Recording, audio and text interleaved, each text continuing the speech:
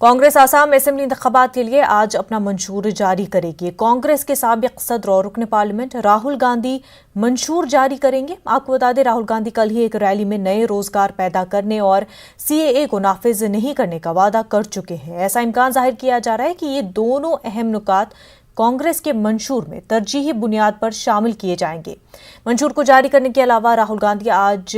जोरहाट के मुरयानी और गोहपुर में चुनावी रैलियों से खिताब करेंगे।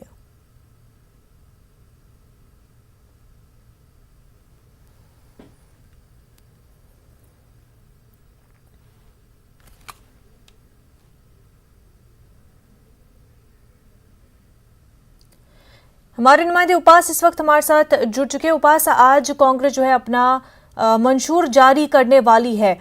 कब राहुल गांधी मंशूर जारी करेंगे और इसके अहम नुकात क्या समझे जा रहे हो सकते हैं?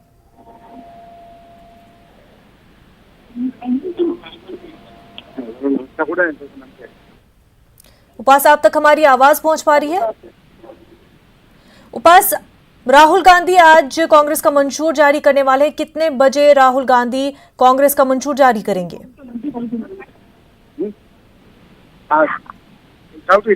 Hello hello.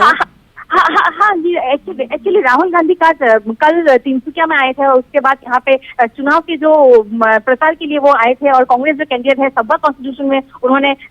कल प्रेस एक मीटिंग दिया हुआ है और जो सबवा के जो कांग्रेस के जो कैंडिडेट है अजय फुकन, उनके तरफ से ये मीटिंग दिया गया है और बहुत सारे लोग यहाँ पे हम लोग ने देखने पाया है कि बहुत सारे लोग यहाँ पे उनकी भीड़ बहुत लगी हुई थी क्योंकि कांग्रेस के कैंडिडेट भी यहाँ पे लगातार बहुत जोरदार से जूझ यहाँ पर एक होने वाली है इलेक्शन सबवा कॉन्स्टिट्यूशन में। और आज वो उसके बाद तिनसुकिया में कल वो डुमडुमा में उसके बाद उन्होंने एक प्रचार के लिए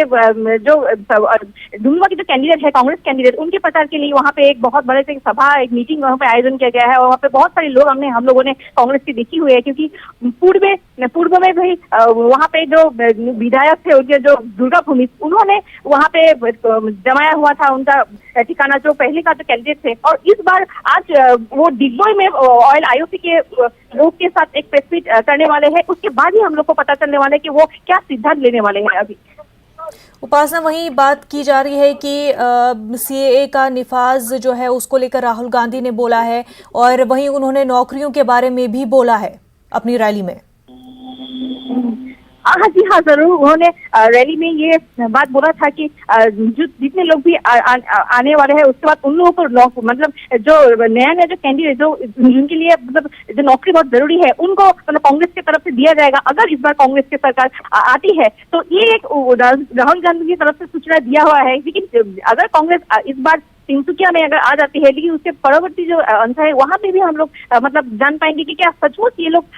देने वाले हैं कि नहीं, क्योंकि चुनाव के टाइम में बहुत सारे नेता जो प्रतिनिधि बाहर से जो आते हैं जो नेता प्रतिनिधि लोग हैं तो उन लोग के बहुत सारे वो लोग आश्वासन देते हैं लोगों को कि हम लोग कुछ ना कुछ उन लोग को देंगे, लेकिन कितना वो लोग आश्वासन के ऊपर ये कर पाएंगे लोगों के लिए, यही सबसे बड़ी बात है।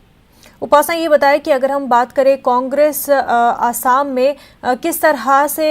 जो है चुनावी तैयारियां कर रहा है, क्या जो ग्राउंड लेवल पर कांग्रेस तैयारी कर रहा है वो काफ़ी है या फिर जिस तरह से दीगर जगहों पर दीगर इलेक्शंस में हमने देखा है कि कांग्रेस कहीं ना कहीं पीछे होती है तैयारियों में, वहां पर आसाम में भी क्या ऐसा ही कुछ दिखाई दे रहा है?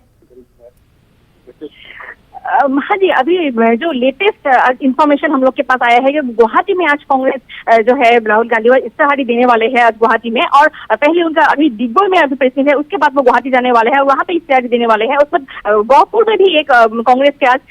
राहुल गांधी की तरफ से एक प्रोग्राम वहाँ पे रख दिया गया है। लेकिन अगर पूरी असम के बारे में अगर इसे बात करें, क्योंकि बीजेपी का जो लहर है वो पूरी से जो अभी गठबंधन में किया हुआ है एजेपी के साथ असम जातीय परिषद, तो ये दोनों दल मिलके एक मतलब अच्छा खासा एक यहाँ पे असम में रंग जमा रहा है। लेकिन उसके बीच अगर तुलना हम लोग करें तो कांग्रेस बहुत ही मतलब पीछे छूट गया है, क्योंकि वो लोग भी प्रचार जोरदार से कर रहे हैं लेकिन फिर भी कुछ ना कुछ कमी उन लोग के बारे में देखा जाता है, क्योंकि जिस तरह से यहाँ पे प्रचार अभी होना चाहिए लेकिन उससे नहीं कर पाए हैं वो लोग, लेकिन फिर भी उन लोग का हक जमाया हुआ है। और जहाँ पे वो टी गार्डन जो है वहाँ पे भी वो लोग जा चुके हैं, अपनी तरफ से वो जितना चाहे वो लोग प्रचार कर रहे हैं, लेकिन फिर भी कुछ ना कुछ कमी जैसा लग रहा है, क्योंकि बीजेपी के जो लहर वहाँ बहुत यहाँ पे जो है असम में बहुत बड़ी तरह से हम लोग दिखने पाए रहे हैं। लेकिन फिर भी का जो आंदोलन हुआ था पिछले साल, ये का इस बार सिटीजन जो अमेंडमेंट बिल जो है और सिटीजन अमेंडमेंट बिल के तरफ से इस बार कुछ तो कुछ है, मतलब बीजेपी में कुछ फर्क पड़ेगा ऐसा हम लोग को लग रहा है, क्योंकि का की वजह से बहुत ही लोग मतलब असंतुष्ट हुए हैं बीजेपी सरकार के ऊपर, इसीलिए यहाँ पे कुछ इम्पैक्ट पड़ सकता है।